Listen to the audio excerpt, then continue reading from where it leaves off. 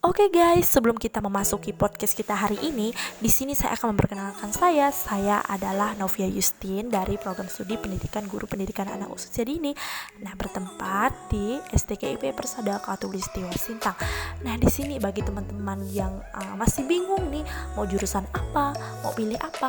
Nah, di sini di STKIP Persada Khatulistiwa Sintang ada program studi yang sangat menarik, yaitu program studi pendidikan guru anak usia dini atau yang lebihnya biasa disingkat dengan PG PAUD. Nah, di sini untuk profilnya guru PAUD itu tenaga pendidikan PAUD, pengelolaan PAUD, penelitian PAUD, dan di sini juga sudah ada linknya ya guys. Dan jangan ragu lagi karena untuk pendidikan guru anak usia dini ini sudah akreditasi B. Nah, untuk sarana dan prasarananya juga sudah lengkap ya guys, jadi jangan diragukan lagi. Dan dosen-dosennya juga sudah lengkap ya untuk pembelajaran anak usia dini. Nah, jangan ragu-ragu lagi ya guys, segera buruan klik link yang pendaftaran, jangan sampai telat. Dadah. Oke, halo guys, kembali lagi di podcast kami. Oke, hari ini kita kedatangan bintang tamu yang cantik jelita. Pada kepo ya siapa ya? Oke, kita sambut ini dia Kak Sami. Oke, halo Kak, apa kabar hari ini? Tuhan baik. Oke, mungkin Kakak bisa perkenalan singkat Kakak ya? Baik, perkenalkan nama saya Sami Gautami. Saya berasal dari kampus STKIP Persada Khatulistiwa Sintang. Mengambil program studi pendidikan guru pendidikan anak usia dini. Sekarang saya berada di semester 5, sebentar lagi akan ke semester 6. Oke, hari ini mungkin kami akan tentang sosial emosional pada anak usia dini.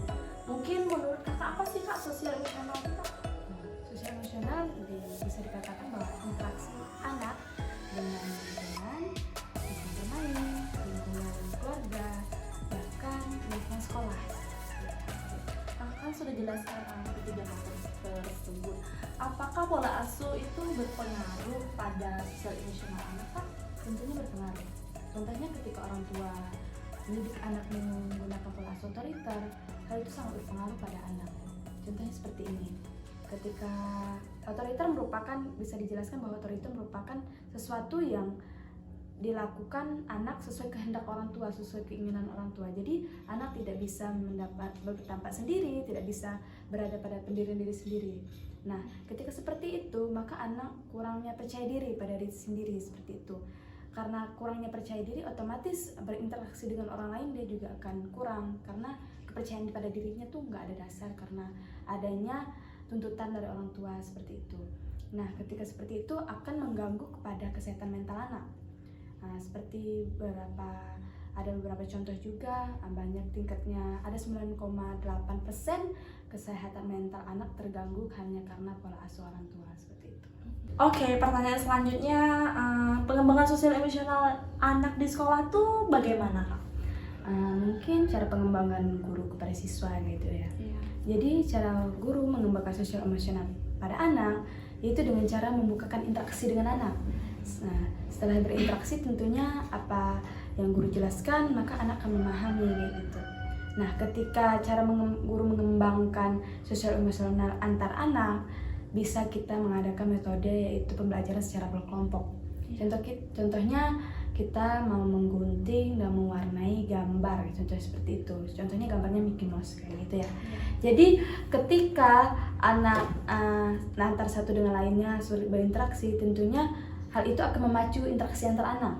Jadi ini ibu guru menjelaskan misalnya anak yang pertama disuruh untuk mewarnai, anak yang kedua disuruh untuk menggunting, anak yang ketiga disuruh untuk menulis. Tentunya itu juga akan mengembangkan motorik anak kayak gitu.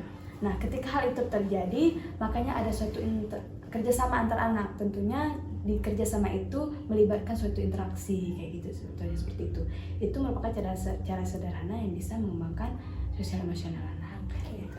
Mungkin ada pengalaman pribadi yang pernah kakak lihat ya kak? Mungkin, ya, ada beberapa pengalaman pribadi.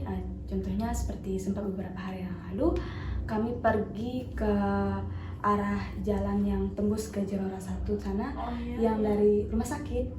Dari rumah sakit mungkin kakak tahu ya. Di situ ada rumah yang sangat jauh dari lingkungan orang lain. Tentunya berbeda dari tempat-tempat lain kayak gitu. Ada sekitar 2 atau 30-an kilometer jauhnya. Dan saya melihat ada jemuran pakaian anak. Tidak mungkin di situ tidak anak-anak gitu kan. Jadi saya bingung bagaimana cara anak berinteraksi dengan orang lain sedangkan rumahnya jauh. Nah, mungkin ya kalau kita nyuruh pindah rumah tidak mungkin ya. Mungkin ketika kita bertemu dengan keluarga mereka, kita bisa berkata bahwa anak bisa diajak pergi ke sekolah, ada kayak gitu. Ada juga anak-anak yang malas sekolah kayak gitu.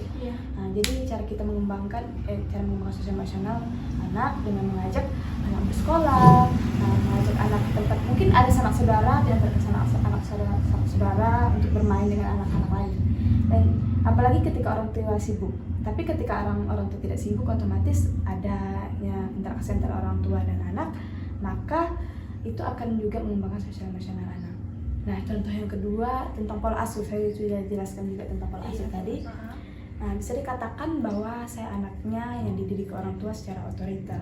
Tapi ada beberapa yang maksudnya itu keinginan orang tua, ada juga keinginan saya. Tapi keinginan orang tua itu aja sekitar berkuasa yaitu 7 atau 80% kayak gitu. Jadi saya memilih sendiri hanya beberapa puluh persen kayak gitu. Jadi mungkin untuk zaman-zaman sekarang hal itu sangat untuk mental anak tuh agak terganggu kalau kena pola asuh otoriter.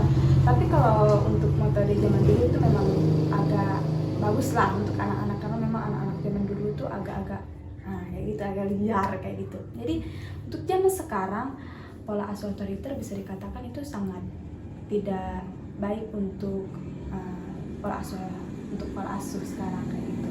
Nah, untuk pengalaman pribadi, ketika saya mendapatkan pola asuh otoriter, saya merasa bahwa orang tua kurang menyukai saya kayak gitu. Kenapa saya agak dikekang kayak gitu. Sedangkan pola asuh untuk adik saya sekarang itu agak membebaskan adik saya kayak gitu. Meskipun dia jatuh dari motor, tetap dibeli motor kayak gitu. Kalau saya dulu tuh agak ada kekangan lagi kayak gitu ya. Jadi hal itu saya merasa iri ketika saya melihat adik saya itu bebas untuk memilih hal apa yang pengen dia pilih. Tapi ada sisi positifnya juga sih. Tapi kebanyakan kalau untuk zaman sekarang tuh banyak hal yang negatif kalau diambil dari pola asuh otoriter seperti itu. Oke, cukup sekian dari podcast kami. Oke, ini ada info penting nih dari Kak Sami. Mungkin langsung saja Kak Sami.